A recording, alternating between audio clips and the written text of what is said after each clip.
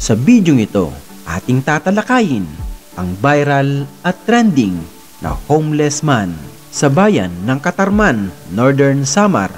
Matatandaan, napansin at kinagiliwan ng mga netizen ang husay sa pag-awit ng lalaki sa video.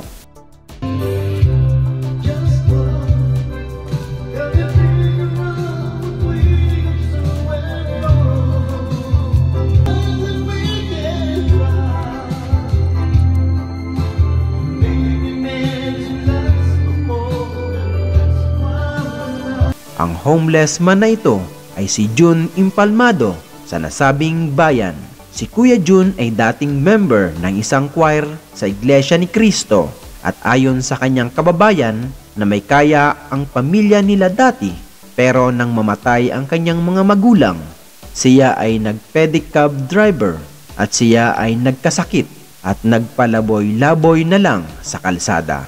Dahil sa viral na video na ito, hindi inaasahan ni Kuya Jun na may malaking puso ang tutulong sa kanya, na animoy hulog ng langit sa kanya.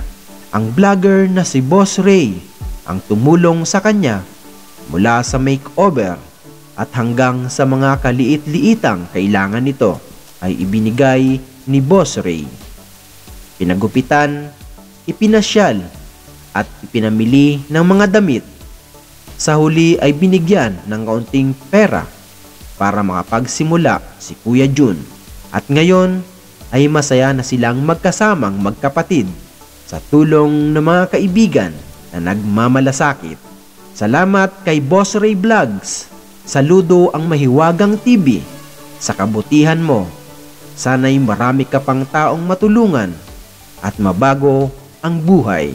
Kung nagustuhan mo ganitong mga video, paki-share na rin sa iyong mga kaibigan at kapamilya. Maraming salamat. God bless.